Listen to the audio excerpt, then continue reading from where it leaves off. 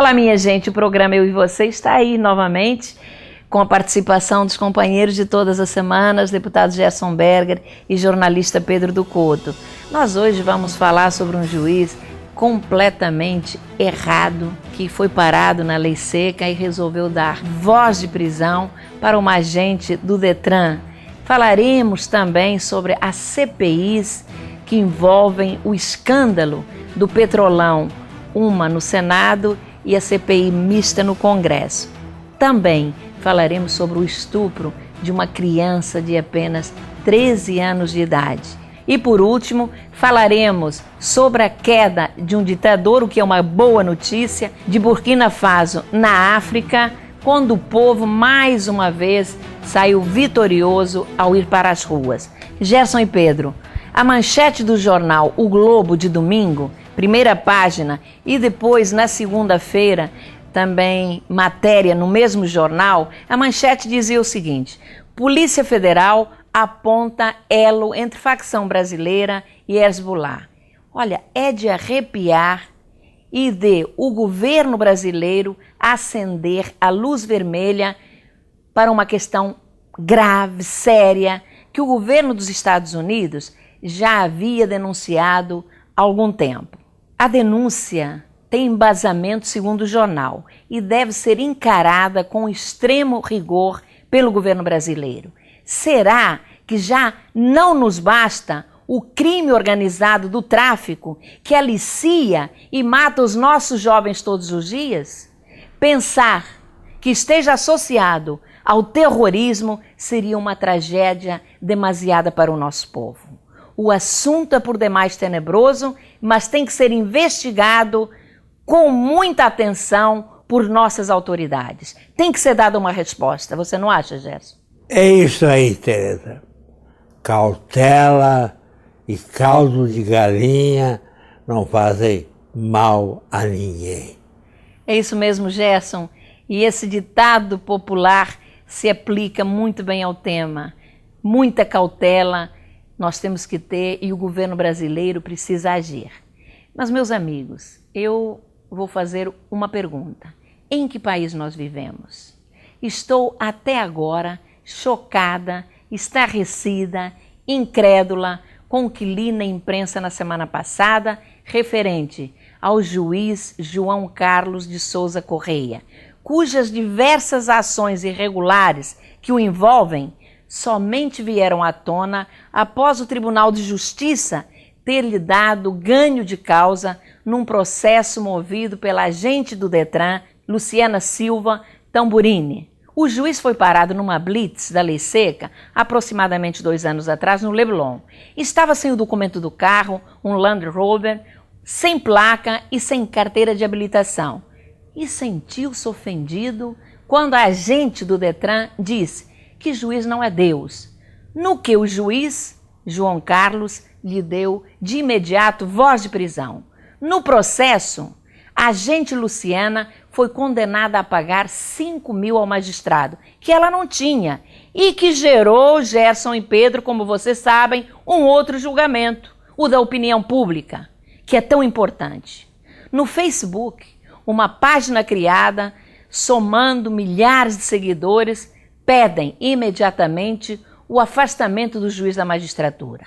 Além de dezenas de milhares de reais terem sido arrecadados em campanha pelo Facebook para ajudar a agente do Detran, Luciana, a pagar a injusta indenização ao juiz. Infelizmente, Gerson e Pedro, segundo a imprensa, esse juiz está envolvido em situações de prepotência e autoritarismo extremo. Vejam, já em 2007, às vésperas do Natal, em Búzios, ele resolveu entrar num transatlântico atracado no pier e fazer compras nas lojas do Free Shop, que estavam fechadas e ele insistia que fossem abertas. Até que o comandante do navio lhe disse que quem mandava na embarcação era ele e que as lojas eram de uso exclusivo dos passageiros. A confusão só acabou com a chegada da Polícia Federal, parece que chamada pelo próprio juiz.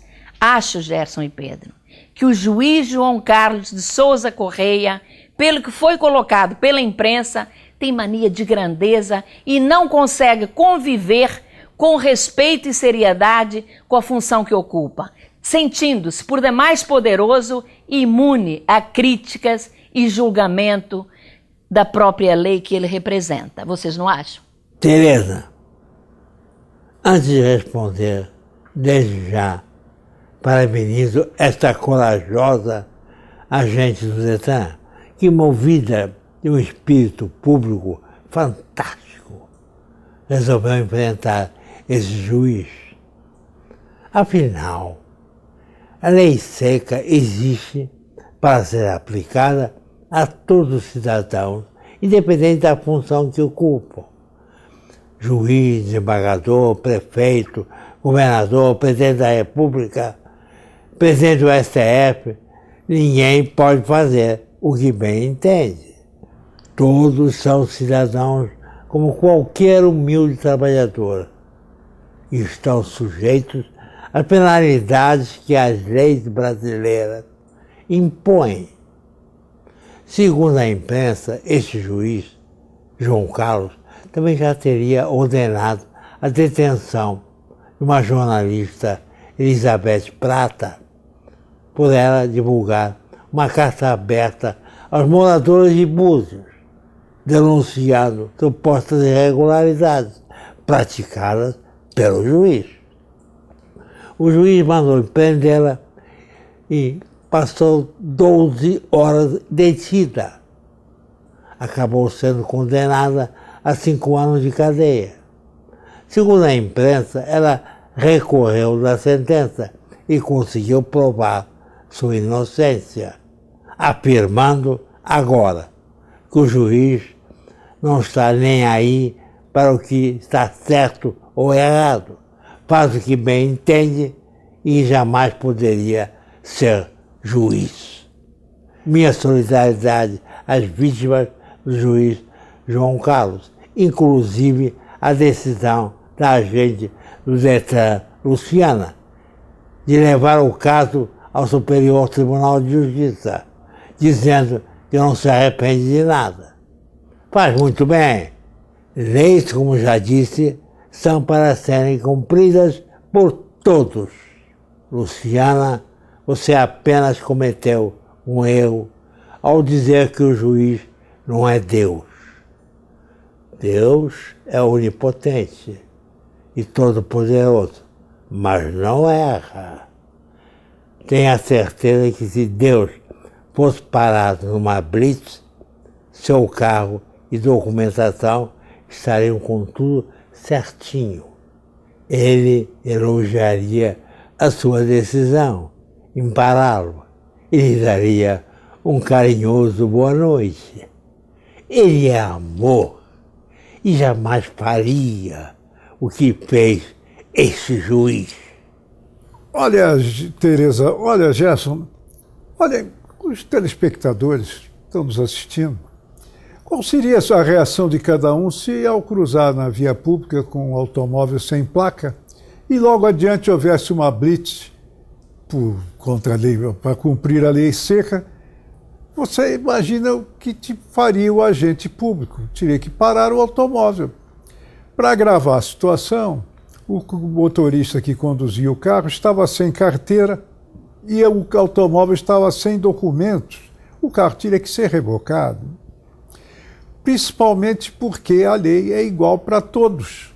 Isso é um princípio da Constituição brasileira e um princípio ético de comportamento social insuperável.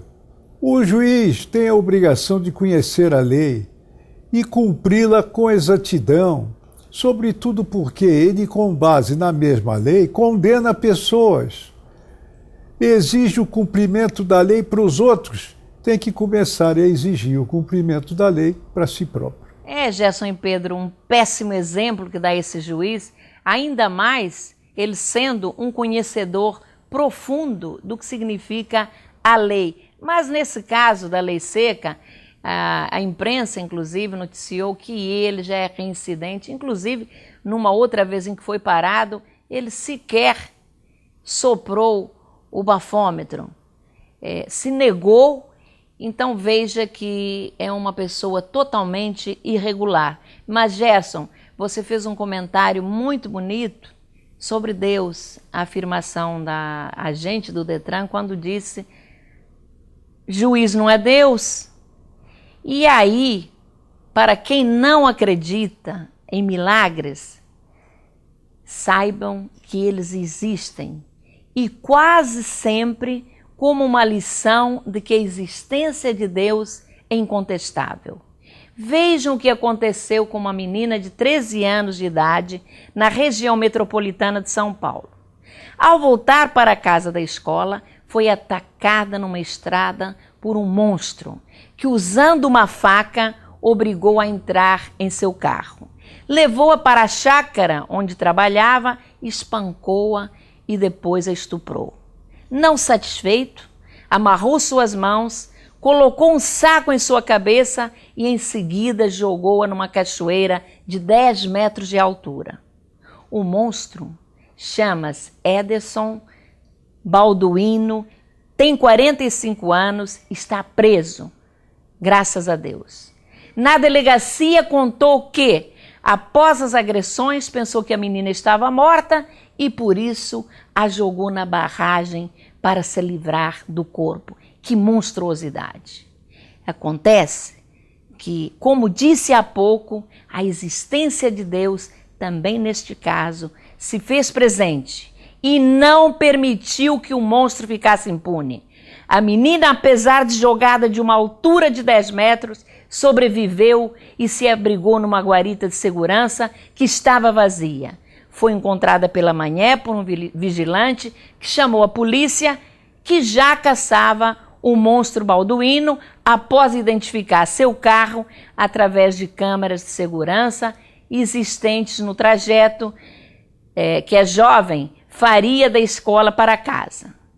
Isto após sua família ter denunciado à polícia o seu desaparecimento no dia anterior. Aí eu pergunto, o que deve ser feito com este monstro? Na minha opinião, trancafiá-lo pelo resto da vida na cadeia. E de preferência que fique incomunicável. É o que ele merece, mas daí ao que será decidido pela justiça, haverá uma grande diferença. Imaginem se o monstro fosse juiz. Só Deus sabe o que aconteceria, não é verdade? Ô Tereza, vamos ver agora quanto tempo vai levar a justiça para julgar este monstro? Porque se levar muito tempo, cai no esquecimento e ainda acaba saindo pela porta da frente da delegacia para a vergonha da população brasileira. O estupro é um crime tenebroso, repugnante sob todos os aspectos e que caracteriza bem o grau de monstruosidade e de violência profunda que envolve seu autor. Quanto uma menina de 13 anos ou quanto uma mulher de qualquer idade, não tem o menor cabimento, lógico, o sujeito que pratica um crime desses tem que ficar isolado da sociedade porque ele representa um perigo permanente. O mais trágico é que este exemplo não é o único. Acontecem estupros constantemente por aí e muitas vezes os condenados não cumprem penas que deveriam cumprir e são soltos por decurso de prazo, por deficiências de processos, por falta de provas e ficam praticamente impunes para praticar outros delitos e outras violências desse tipo. É realmente impressionante um caso desses que provoca a indignação de toda a sociedade com um personagem desse tipo, um monstro completo. Ô Pedro, nós estamos cansados de ver criminosos, os seus advogados, pedirem habeas corpus e eles saírem ilesos na rua para praticar novamente crimes que afetam e fazem doer a sociedade pelo fato de não terem sido cumprido a pena de prisão perpétua. Ô Gerson, eu reforço o que você falou. Eu acho que a prisão perpétua realmente deveria existir para casos mais hediondos. E no caso do estupro, eu acho que é a pior violência que pode ser praticada contra uma mulher. Ainda mais no caso que nós abordamos aqui de uma criança de apenas 13 anos. Prisão perpétua cabe sim. Mas nós agora vamos passar para um outro assunto e vamos passar para um dos temas mais presentes na campanha eleitoral à presidência da República, que também foi um tema tenebroso, que foi o chamado escândalo do Petrolão, objeto de 2 CPIs em Brasília, a do Senado, integrada apenas por aliados da presidente Dilma Rousseff, e que por isso é chamada CPI Chapa Branca. Uma CPI totalmente inoperante, sem reuniões há 4 meses. A última parece que foi realizada em 17 de julho. Uma vergonha, uma falta de respeito e compromisso com o eleitor. Tapiação total. O curioso é que ela foi prorrogada na última sexta-feira e irá até 22 de dezembro, pois se assim não fosse, teria encerrado suas atividades no domingo passado, ou seja, no dia 9 de novembro. Dizem que sua prorrogação é resultado do trabalho do PMDB, isto após o Planalto sinalizar que iria deixar a comissão encerrar os trabalhos sem a conclusão da investigação. Que trabalho, se nunca investigou nada? Está parada há 4 meses, como eu disse há pouco, sem nenhuma audiência pública ou mesmo votação de requerimentos? O relator da CPI é o senador José Pimentel, PT do Ceará, que também é líder do governo no Congresso e sequer teria apresentado um calendário de trabalho para a CPI, nem relatório final das conclusões da comissão de inquérito. Como disse há pouco, o PMDB entrou em cena para prorrogar a CPI. Isto através do presidente da comissão, o senador Vital do Rego, que é do PMDB da Paraíba.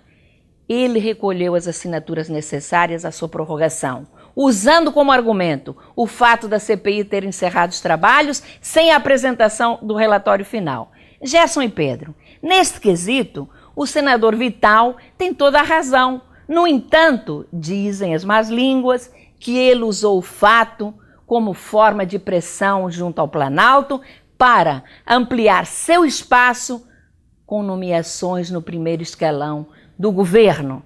Não é para menos, com 39 ministérios. O que vocês pensam disso? Tereza, uma coisa está muito clara. A presidente Dilma está com sua relação com o Congresso bastante difícil. E esta do presidente da CPI, senador Vital do Rego, somente aparecer na hora que a CPI está encerrando as suas atividades e resolvendo pedir sua prorrogação com pretexto que a comissão precisa apresentar o relatório final. Relatório que não foi feito.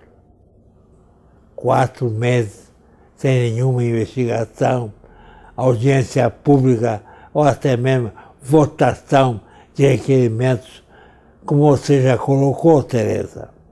Estranha essa corrida dos senadores do PMDB para prorrogar a ridícula, mas que deveria ser séria, CPI do Senado.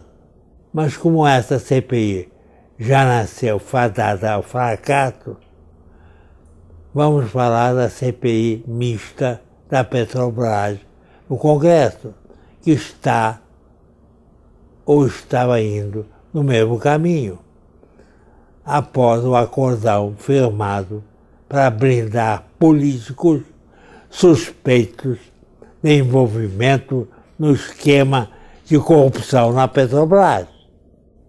Aplaudo de pé o protesto do senador Aécio Neves, manifestando sua irritação com o aval dado ao acordão por integrantes de seu partido, o PSDB. O acordão foi fechado no dia em que Aécio voltou ao Senado, discursando defendendo uma investigação profunda sobre o esquema do chamado Petrolão.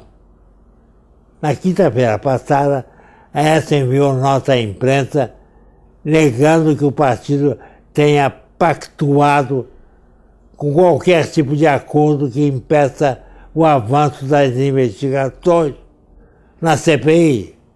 Disse que todos que cometeram eventuais crimes têm que ser responsabilizados, independente da filiação partidária, afirmando que essa é a posição inarredável do PSDB. Parabenizo o senador Aécio Neves, presidente do PSDB, por sua firme posição, que também é a minha, e mais, todos os envolvidos têm que ser convocados e ouvidos. É absurdo, por exemplo, que o PT tenha conseguido barrar convocações como a da senadora paranaense Gleisi Hoffmann, ex-ministra da Casa Civil, e do ministro de Comunicações, seu marido Paulo Bernardo, além do tesoureiro do PT, João Vacari Neto, citados na delação premiada.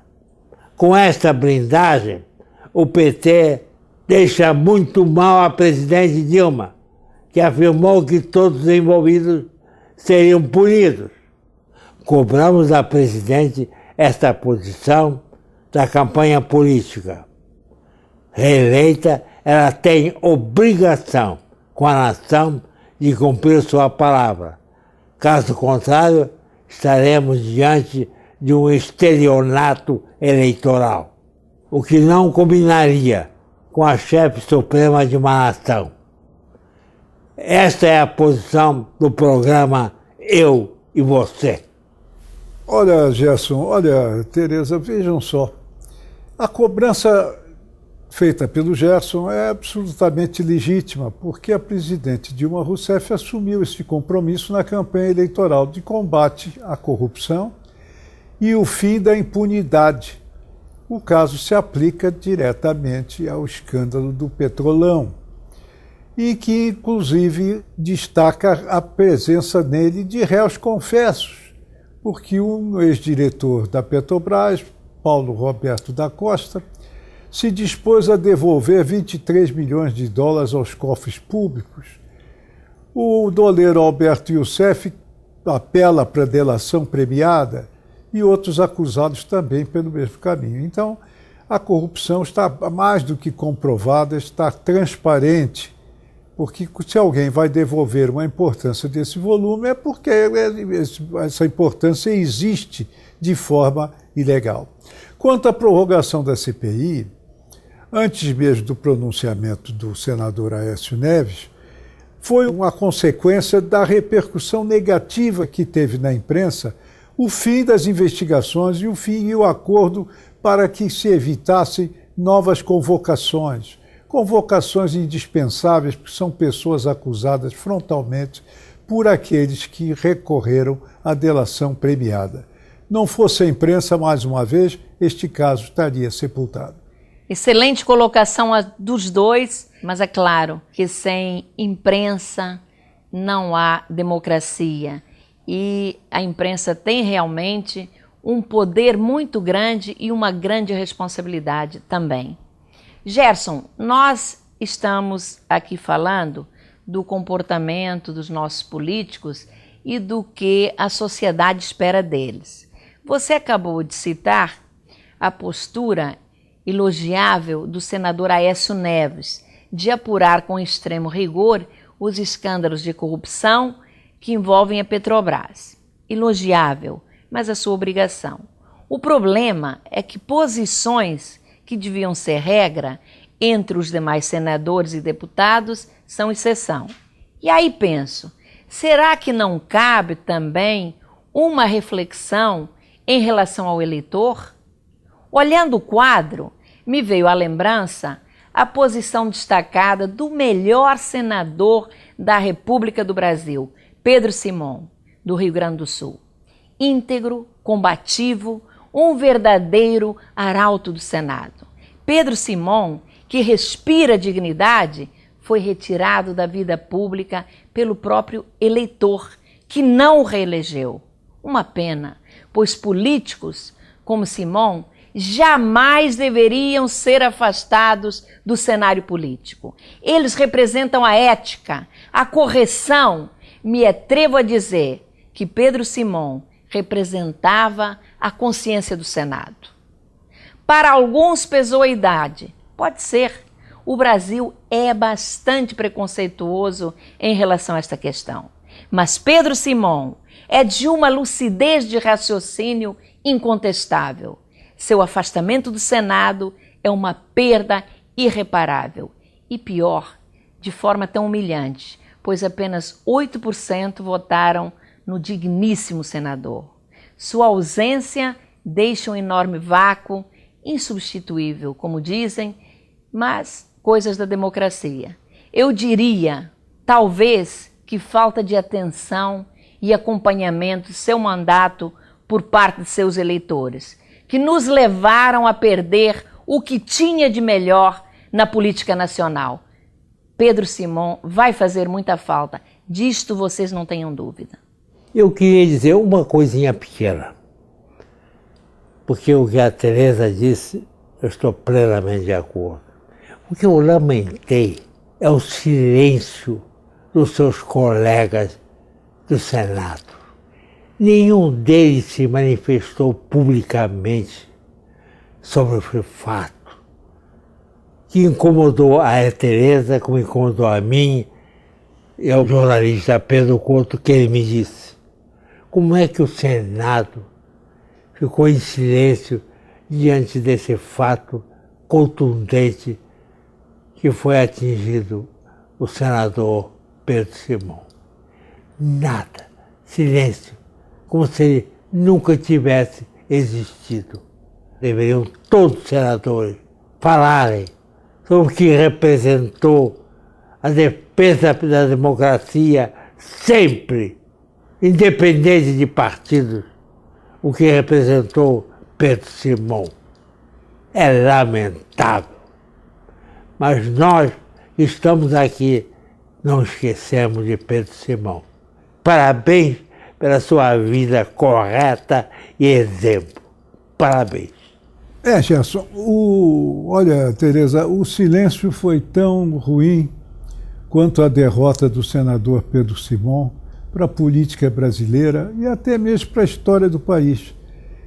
Ex-governador também do Rio Grande do Sul, participou de todos os movimentos democráticos realizados no país, principalmente o Direta Já, que foi o caminho do restabelecimento democrático. Uma injustiça do eleitorado gaúcho, este esquecimento do passado de um senador que tinha muito ainda a dar à política brasileira, à história do país. Foi um homem íntegro do Senado, ético, absolutamente honesto e correto. Vai fazer muita falta no palco da história nacional. Ô Gerson e Pedro, vocês falaram no silêncio do Senado, mas eu que há pouco elogiei a imprensa, também houve praticamente um silêncio total da imprensa.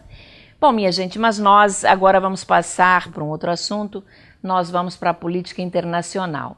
E aqui no programa, por diversas vezes manifestamos o nosso repúdio aos regimes ditatoriais existentes em várias regiões mundiais. A começar por Cuba, amigo e parceiro do governo brasileiro do PT, onde a presidente Dilma chegou bem recentemente a construir um porto.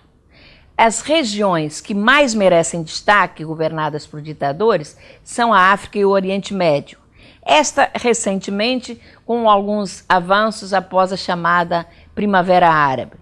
Hoje faremos uma especial referência a Burkina Faso, país localizado no oeste da África, onde sua corajosa população derrubou o ditador Blaise Compaoré, que estava no poder há 27 anos e havia encaminhado uma medida ao parlamento do seu país, aprovando mais uma vez a sua permanência no poder. Imaginem, 1.500 manifestantes revoltados invadiram o parlamento, rompendo o cordão policial, roubaram móveis e eletrônicos, o que, no caso, é bastante lamentável. E, além disso, do lado de fora, incendiaram veículos, invadiram as sedes da imprensa estatal e canais de TV e rádio foram tirados do ar. Só não invadiram o Palácio Presidencial porque foram impedidos pela polícia. Tanta confusão e incerteza levaram à renúncia do ditador Compaoré, passando o país a ser comandado pelo chefe militar Honoré Traoré. Gerson, você sempre foi um ferrenho defensor da liberdade e democracia em todas as nações. E se acabar com essas ditaduras, onde mandatários ficam por várias décadas, como acontece, por exemplo, em Angola com o José Eduardo dos Santos, que está no poder há 35 anos. Na Guiné Equatorial, com Teodoro Obiang, acontece o mesmo. E assim, com vários países africanos que vivem na mesma situação. Como vê a queda do ditador Compaoré de Burkina Faso? Diga-se de passagem, amigo do ex-presidente Lula, não é? É, Tereza, bem lembrado. Tão amigo do ex-presidente Lula, em 2007, foi convidado pelo ditador para estrelar sua festa de 20 anos de golpe que levou esse ditador ao poder. O ex-presidente Lula fazia um giro pelos países africanos e foi convidado de honra para o evento, chamado de revolução pelo governo local. Nunca entendi a afinidade de Lula por ditadores. Enfim, passando para a queda do ditador, acho cedo para comemorar, pois o chefe militar que assumiu o comando do país era aliado político do ex-ditador e rejeitado pelos manifestantes que desejam que o ex-ministro de Defesa, Longuet, um dos principais líderes da oposição, assuma o governo de transição até a realização de eleições. Acho que esse general Traoré, é um bom nome engraçado, aliado político do ex-ditador, pode representar a continuidade de uma ditadura militar no país, não realizando eleições. E aí, a população ávida de democracia terá trocado 6 por meia dúzia. Embora, segundo notícias, os manifestantes digam que não sairão das ruas enquanto o chefe militar não passar o comando da nação ao ministro de Defesa. Vamos aguardar os acontecimentos e desde já parabenizar a população deste país pela derrubada do ditador Caoré, não sei lá o nome. Gerson, você deu uma desperta, porque eu fiquei aqui super enrolada com esses nomes esquisitos e você passou por cima. Muito bem. Pois é, Pedro, mas é com Compaoré que você vai nos responder. O que achou da queda desse ditador?